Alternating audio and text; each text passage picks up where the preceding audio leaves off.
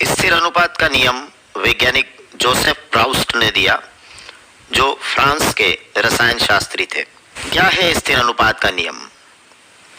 France के रसायन Shastri Joseph Proust ने बहुत सारे प्रयोग किए और उन प्रयोगों के आधार पर अपना ये नियम दिया, और इस नियम का नाम था स्थिर अनुपात का नियम।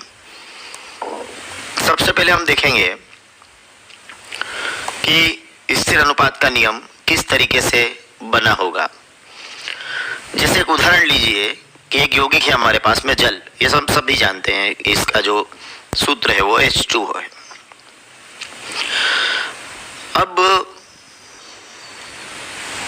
इस नियम के अनुसार ऐसा है कि जल को आप किसी भी स्रोत से लें, मतलब नमूना जल का किसी भी स्थान का हो और किसी ने भी बनाया हो, मतलब किसी भी तरीके से बनाया गया हो, तो वो उसमें हाइड्रोजन और ऑक्सीजन का जो द्रव्यमानों का अनुपात होगा वो हमेशा 1:8 ही होगा। मतलब उनके द्रव्यमानों का अनुपात 1:8 ही होगा। या दूसरे शब्दों में हम कहें कि अगर जल हमारे पास में है तो वो कुएं का हो, चाहे नदी का हो, या किसी और तरीके से मिला हो, उसमें हाइड्रोजन और ऑक्सीजन सदैव जो है 1:8 में होती है। या यूं कहें कि अगर हम 9 ग्राम जल, 8 और 1 9 हो गया, तो 9 ग्राम जल का अगर हम अपघटन करें, है ना, तो 9 ग्राम की जल के अपघटन से हमको 1 ग्राम हाइड्रोजन और 8 ग्राम ऑक्सीजन ही प्राप्त होगा हर बार। जितनी बार आप अपघटन करेंगे उतनी बार, और जिस किसी भी नमूने का हम जल लें उन सब में ऐसा होगा कि ये 1:8 होगा। मतलब हाइड्रोजन और ऑक्सीजन के द्रव्यमानों का अनुपात क्या है? 1:8 होता है हर बार।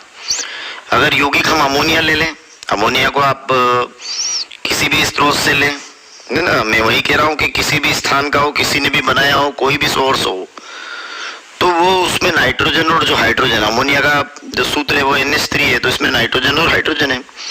तो नाइट्रोजन और हाइड्रोजन के जो द्रव्यमानों का अनुपात है वो हमेशा 14:3, मतलब 14:3 होगा। मतलब ये स्रोत पे निर्भर नहीं करते हुए किसी भी यौगिक में जो तत्व हैं, है ना, ये तत्व जो नाइट्रोजन और हाइड्रोजन तत्व हैं, ये तत्व समान अनुपात में पाए जाते हैं। और इसके आधार पर अगर हम देखें तो हमारा नियम ये कह रहा है, जो प्राउस्ट ने दिया, कि किसी भी यौगिक में तत्वों के द्रव्यमानों का अनुपात सदैव समान होता है।